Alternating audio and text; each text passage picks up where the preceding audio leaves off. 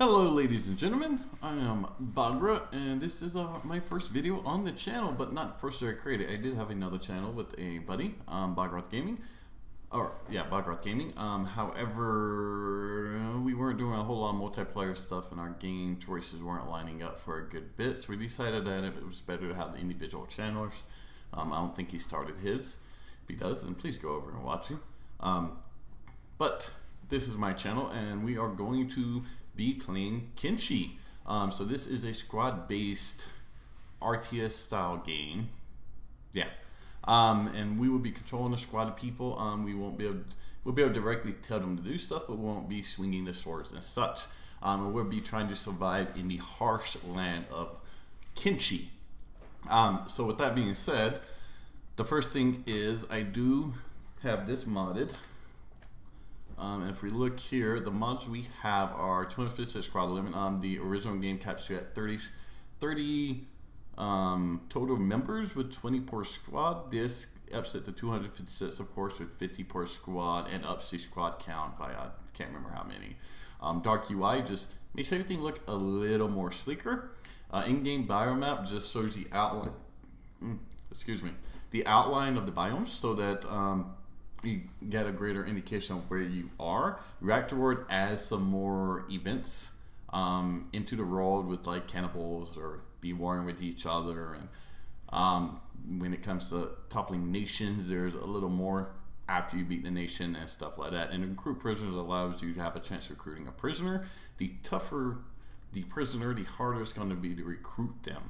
Also, the biome general map, there's one in color, but I'll hit the one out of color. So I'm gonna hit new game.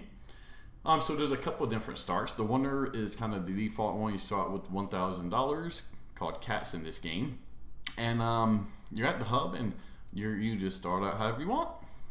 Really, it doesn't gear you towards anything. So you see the play style has it. So the play style is some of it means it's trying to set you up to play a certain way, but in the end, no matter what start you choose, you can play it however you want. That's the great thing about Kenshi. Midway through the game, you can be like, "Hey, I want to do this differently." It's all up to you. There's no mistakes that are irreversible and no choices that you can't live with. The Wanderer Trader is basically you are a trader, and you got a backpack full of trade goods and the pack animals, and you're going to start your life as a trader, which you can do, and you can buy low, sell high at places, or produce your own goods and such. There's some options there.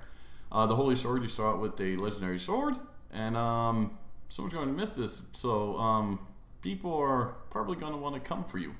The Cannibal Hunters start in cannibal territory, which they aren't really that tough because they're not armored. They don't have weapons normally, but they come in droves, just hordes of them. So a single person is going to be overwhelmed, especially in the beginning when you don't know how to fight.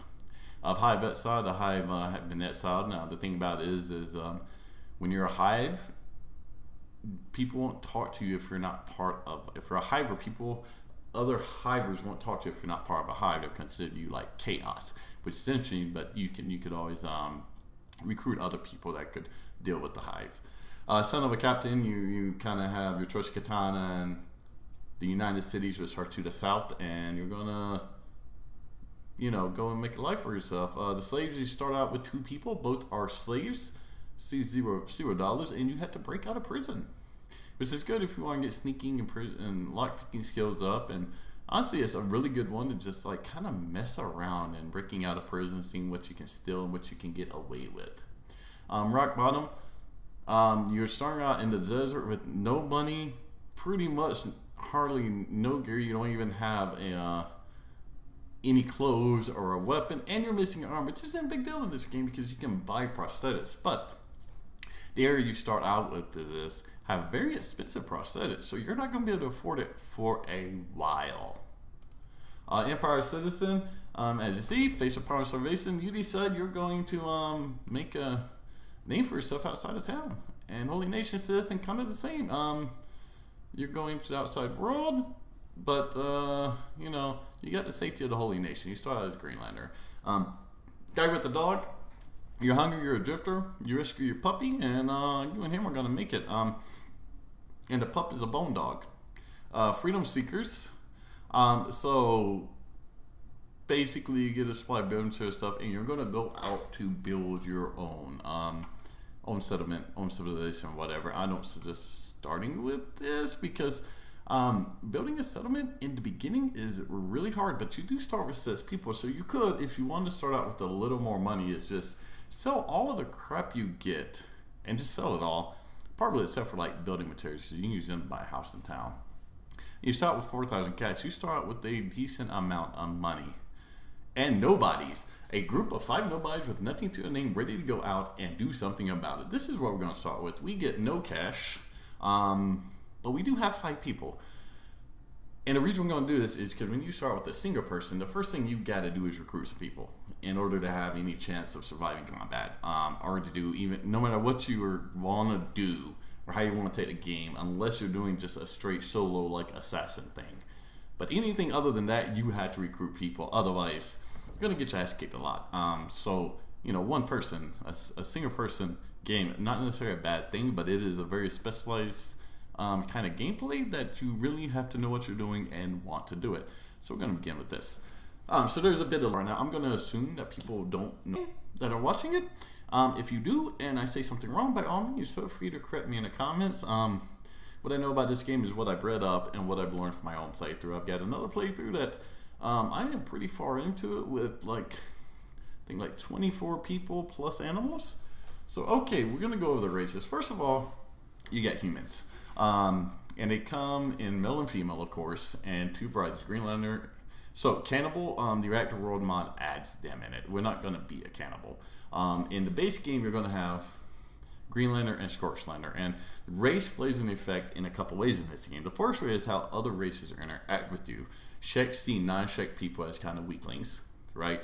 Hivers see anybody not a Hiver as like an outside force, and they'll trade with you and such. But in the end, they're kind of freaking rude to you.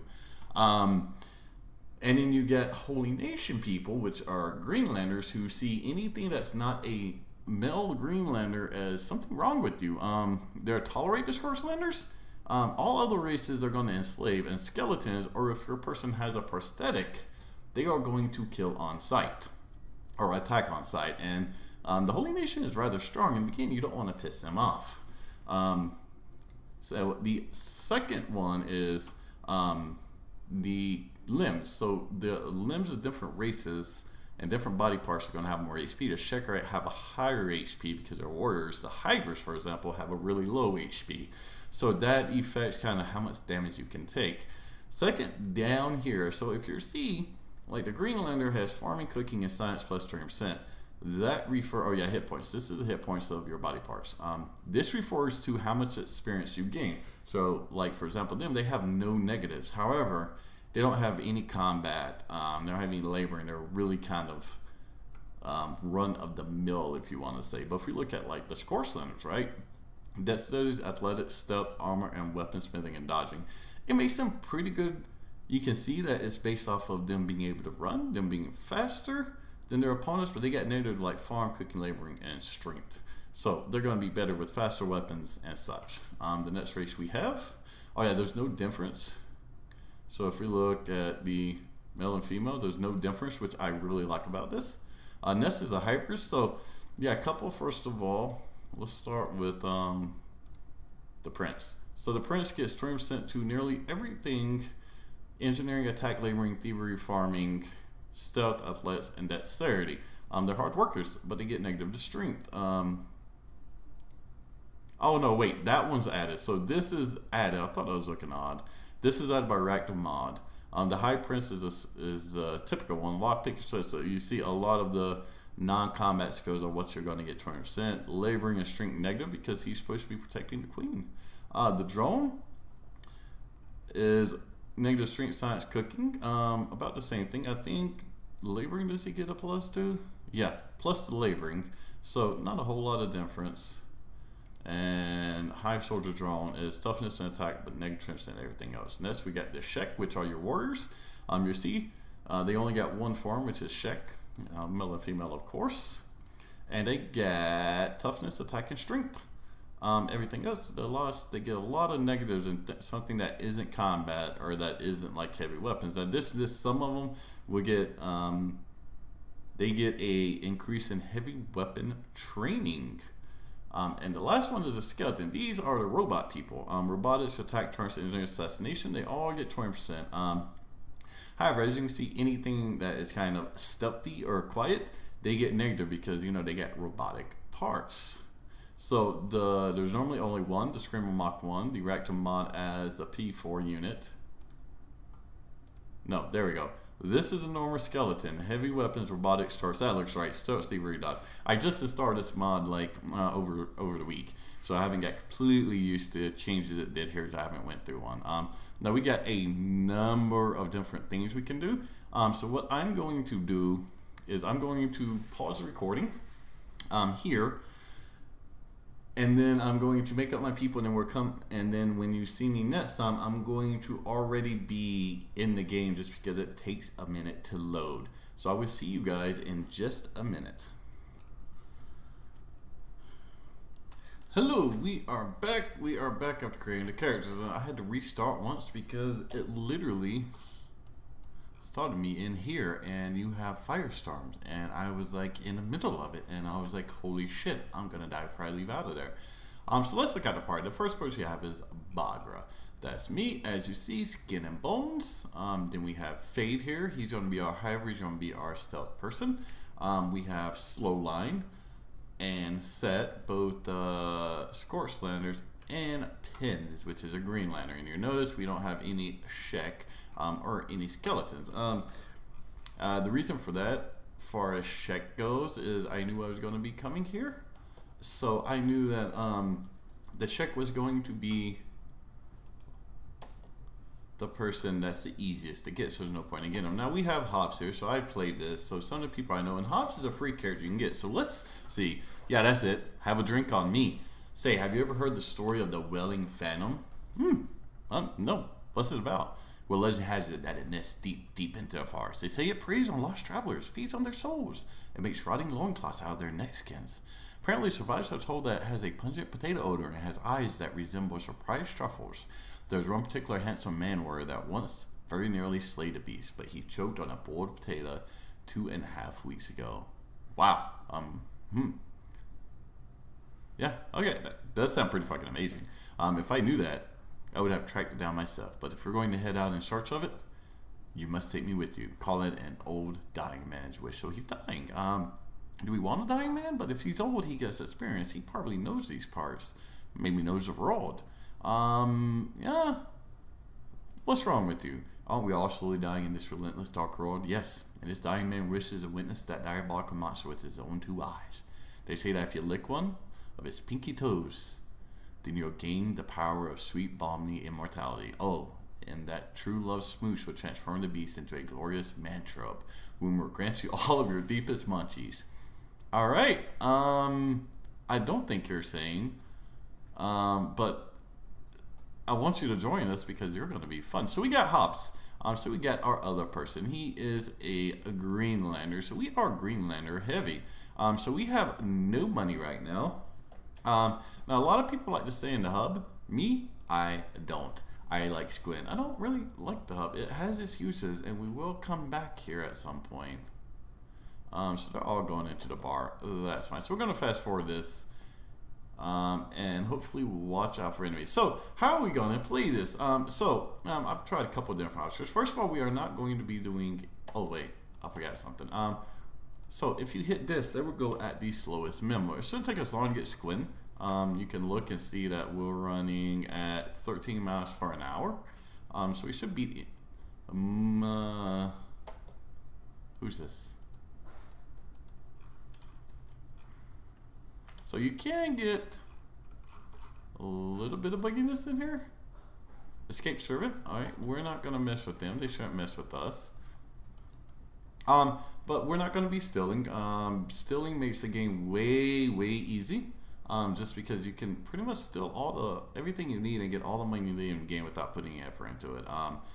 The consequence for stealing is you're locked in jail and that person doesn't trade with you again. But if you just steal from the same person every time, then you don't have to worry about them not trading with you because it'll only be one person in town. Not only that, but in the beginning, you're not really going to be buying a lot of gear and clothes because of how a lot of the leveling system stats and such work in this game. So you can steal from like the armor merchant or the weapon merchant, because the weapon merchant of this town only has heavy weapons, which we're not going to be using anytime soon. So we've made it here without seeing anybody, which I am surprised.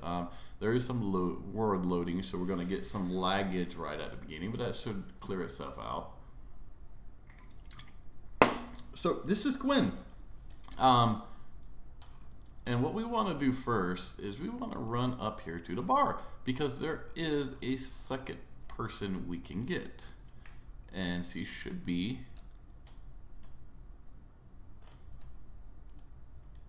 There's King. Is he not in yet? Sometimes it takes her a second to get here, I guess.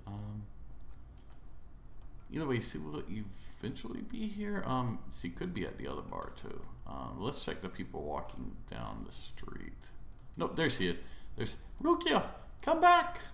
This is another free person you can get. It's one of the reasons why. Let's just fast forward so we catch up with her. All right, we want to take our lead guy and talk to her. So this is another free person you can get. Looking at my harness flat skin. I mean, I really am not a Shek, you know. We're all humans and hivers, so we really don't care about your stupid horns. Good, because I can still prove my worth in battle without them. I have a question for you, Flashkin. What do you do if you are outnumbered on a battlefield? Fight tactically, you take out the weakest opponents first. That's logical. You hightail it, the help out of there. Simple. Well, I mean, if we hightail it from every battle we're outnumbered, we're never going to get stronger in the beginning. Later on, we will outpower the enemy, but right now we don't. So if we hightail it, our people are just going to stay weaklings. Is there even a choice? You keep fighting till the end. So there is a point to where you maybe you lay down and play dead. Maybe you keep a character back, you get put down, and then you come in and you heal them up. You don't all have to die. Surrender and hope your life will be spared. You don't surrender, that's for sure. You don't want to be enslaved or such. Play dead and return for their heads another day. Now that is an option. However, take out the weakest opponents first. You take out the numbers. Truth. We must even the odds against us when our situation looks bleak. We fight enemy to the death, and then we die with honor on the battlefield. Sure. But I didn't die. I awoke surrounded by death, but still alive. They labeled me a deserter and cut my horns on my return. I'm no longer a warrior, but a servant. I mean, let's see. But you fought bravely. You didn't deserve that. You lost your horns, but at least you're still alive to fight again, yeah? You're damn lucky to be alive. Horns or no horns. Well, I mean, it sounds like you upheld your code, the Shek code, and you didn't deserve that. Perhaps, either way, I would not remain here as an unclad warrior, but you seem different to the other outsiders I have met, Flatskin. Let us band together. I am intrigued to fight alongside you. Yeah, sure, what could go wrong? So now we got Rukia. So now we're going to take a second to look at stats. So one thing about this game is, and let's just go to the stat screen itself. So these are all the stats that determines your character. You got these, which is strength, which is going to control how much you can carry and how effectively you can use heavy weapons. Toughness is a very important stat, because right now you can think of us as the biggest wussy on the playground of bullies, right? So we're at school and the playground is just full of bullies, right? And we're out there and we're scrawny, skins and bones, and weak. And right now, even the weakest bully can beat our asses. Just how it is. Just how it is. However, after we take some beatings day after day, eventually we'll get tough enough to be able to, you know, throw some shots into ourselves and maybe give him a little bit of bloody nose and black eye. He's going to beat our ass. But we'll be able to do something to him. And eventually we get to where that weakest bully, now we can actually put him down.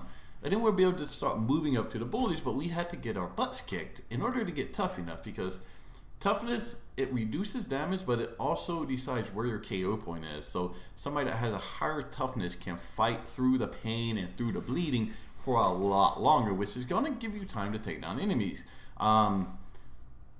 Next is dexterity, which determines your attack speed with lighter weapons, and the quality of your sword work. And then perception is strictly for crossbows. It determines your damage with them. Over here we got a couple things. First of all, in combat we got melee attack. This determines overall for all of the melee weapons. And then the weapons themselves have their own skill levels. So think of this as your innate ability to pick up any weapon and be able to swing it. You know, because if you're using a weapon, you pick up a weapon, it may be vastly different, but you're at least going to be able to swing it at something with a chance to hit it a lot better than somebody who has never swung a weapon before, right? And that's what that does. And then melee defense is defending, dodge is your ability to dodge. It's kind of worthless. It's used for martial artists, but largely dodge just is not dependable enough. And then martial arts is just fighting without a weapon. And then range, turrets, crossbows, turrets are for mounted defense. Crossbows is just a handheld weapon. Then you got precision shooting, which is your ability to actually shoot something. And then you got stealth, lockpicking, thievery, assassination. They're kind of self-explanatory. Athletics and swimming, same thing. Science is being able to medic somebody. Engineer is like being able to build stuff. Robotics is your skill at anything or anyone robotic. So being able to repair robotic people. And science is research. And then this is your smithing, laboring. Laboring is just menial labor. So that's what we get. So Rukia actually comes with a little attack, as does Hobbs, while our other guys don't. And if you look, we have planks, except for Hobbs, he has nothing. We'll get him a weapon. Rukia starts with a heavy weapon, which is actually really bad to start with. So if you look at our strength of 4, it weighs 12 kilograms. He is not going to be able to effectively wield that. So what we're going to do is we're going to go out and we are going to mine some copper so our people don't starve. So what we need to do first of all is find a copper mine. Let me remember where the nearest one is. So iron, you may think, would be good to mine, but it actually sells for less and weighs more. So there's like 2 iron resources over here, but they don't sell for nearly as much. I think the copper is like over here, isn't it? Over here somewhere.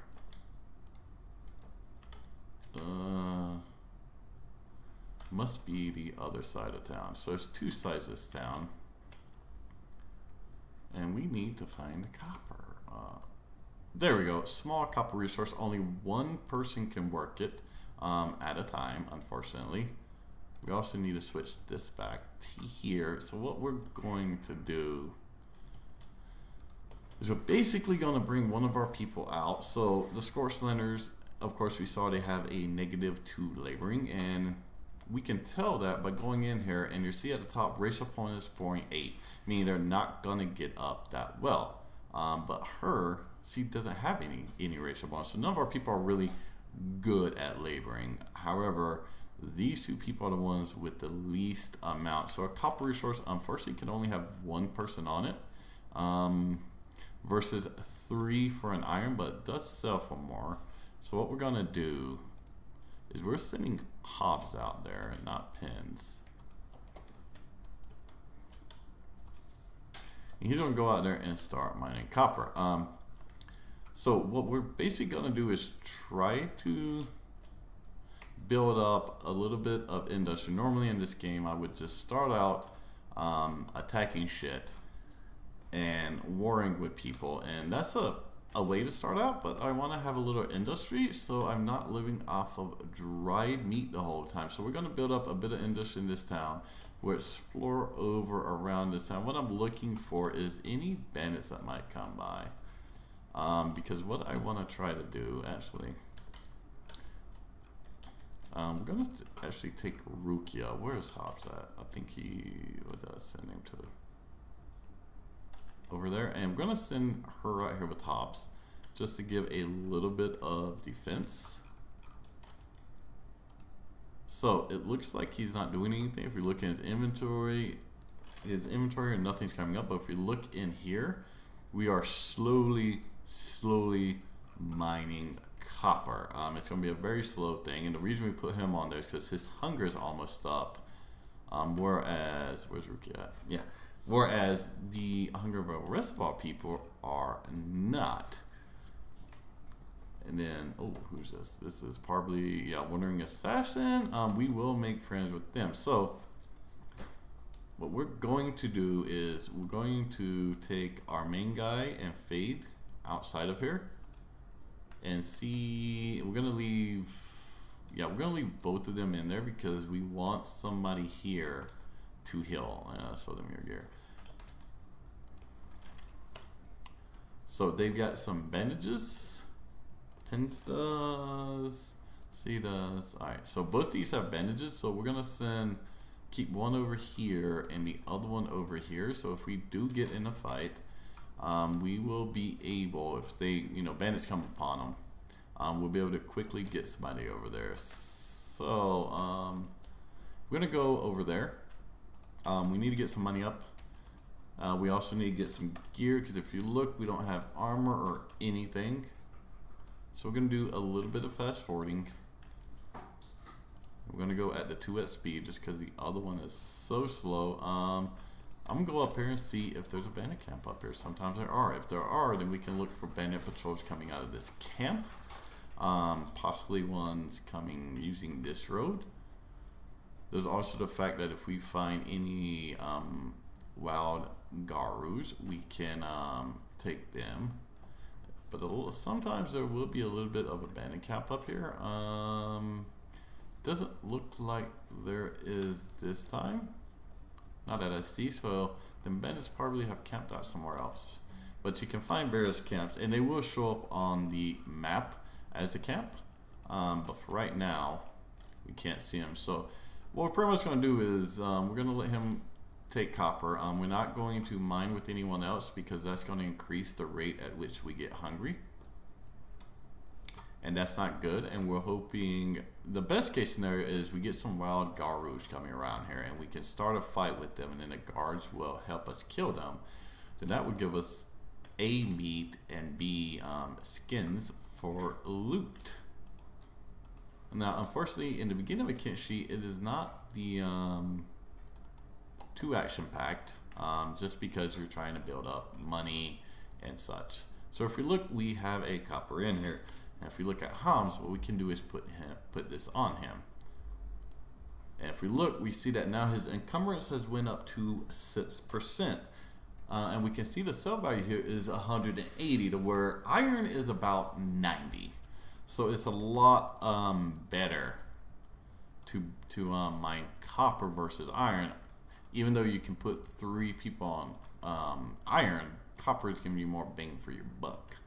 So we're just going to run around here, excuse me, and we're going to see what we can see. We're going to kind of scout out, see if we see any bandits coming to this guy. Bandits are a lot easier to spot at night because a lot of times they have lights in their camps too, so you can figure out where their camps are. There could be a camp up there. I think we're going to joining up there. There's no use to take that 1 iron back. We're not going to be able to afford hardly any food. If we look, we'll see Hobbs is getting pretty hungry. And so Kenshi is a hard game. Okay, so we've got a pack of garus right here. And this is what we wanted. Alright, we're going to keep it fast forwarded because I want to watch these garus and see which way they go. So our people here are probably going to be knocked out by these guys. Shouldn't be killed, but they will definitely be knocked out. But that's fine because being knocked out is just a chance to build your toughness. And I do want to build their toughness, but I'm not completely worried about it because they are not going to be main attackers. They're not going to be actually going out with the party once we get everything set up. So what we want to do is, if we can find a leader. There we go. So that's the leader. Now the thing is, if you attack the leader, then everybody will join in on it. So if we look at their stats, right, 20, 19, 20, they would absolutely mutilate us. Even the pups are a lot stronger than we are. Not only that, but we're malnourished. So what we're gonna do is, the hope is that oh shoot, no, don't fight him. I forgot to put her on hold and passive.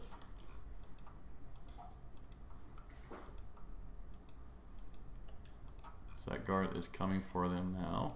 And as you see, I've already got, so if you hold shift, when you click on something, it makes it a job.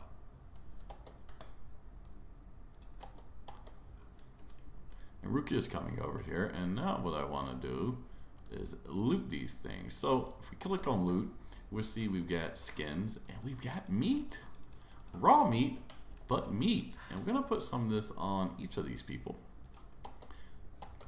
And so we can sell the skins. That'll give us a little bit of money. This raw meat we can actually cook up. And that'll give us, well, as you would suspect, set. Yeah, I don't know when the game named her set. I literally didn't name any of these people. The other thing is, whenever you're fighting animals, especially if they're tougher ones that stand a chance, you want to loot them as soon as possible.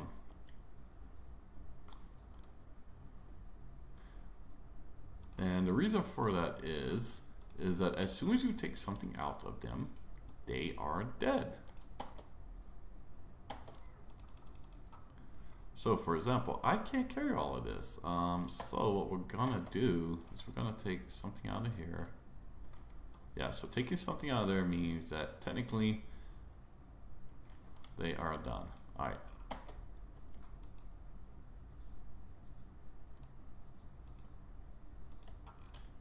And what we want to do is just come to the bar right here. Really quick. We'll have them run individually. If we look, yeah, show them your gear. If we look at my guy, we see that his leg is actually at -8. Not only that, but it needs bandaging. So we'll leave him and probably I think everybody else got hit some. Yeah, so set. Oh, set that because I kept her away. All right, cool. And what we want to do is talk to, and then we'll be able to trade off these skins. We're not going to trade off the meats, of course. Let's trade. We're going to pause it so that hopefully no, like, oh god, I didn't mean to sell that meat. Hopefully no bandits come around and steal stuff. Boom, boom. Yeah, I can't do that, unfortunately. Didn't think I could. All right.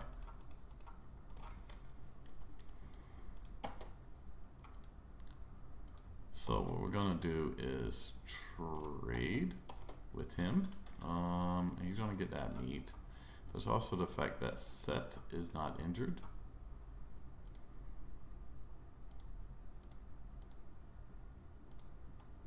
So let's trade with Fade, and I want to put as much as meat on their stuff as possible. Is anyone else around here?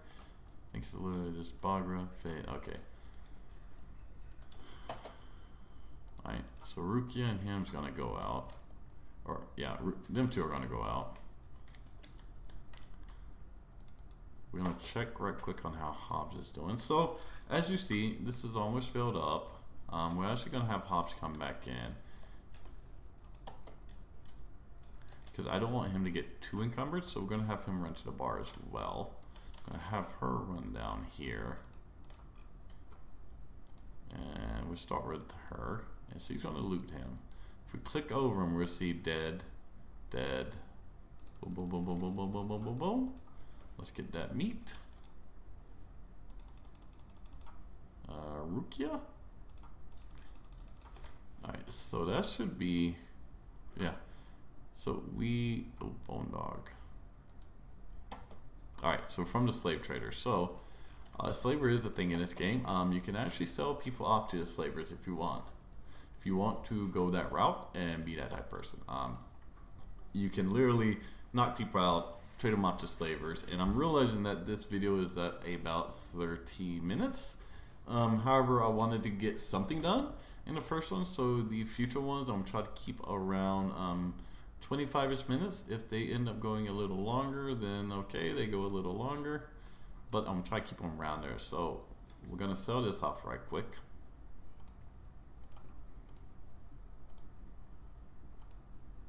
Okay, Hobbs. So we get 180, and now we have a few cats with us. We have 5,000. We're almost to what we need, because what we want to be able to do is we've got 2 houses in this town. They both cost 7,200. So that's our kind of our first benchmark, is to be able to get to a house, because then we'll be able to start to set down some kind of research and some kind of industry that's going to allow us to buy more people. We got a bunch of Shek we can buy, which, you know, gear up combat faster. There's one in particular, King here, who starts with a decent combat skill, and once we can start doing that, then we can have, you know, one person researching, which would be pins. These two producing things, armor and weapons. Hobbs is going to go with us most likely, because we want to get to a point where we're not doing quite as much copper mining. In the beginning, he's going to be doing copper mining, which is good to build up his strength, but later on, he's going to be coming with us. So if we look, he already gets 3 in strength from that, while everybody else has none. So when we get back, we will cook this meat. We'll let me heal up some, and we'll continue collecting money. Trying to find some bandits to lure into town to get more gear and money, and work on buying us a house in this town that we can start to call our own. Thanks for watching, and I will see you guys later.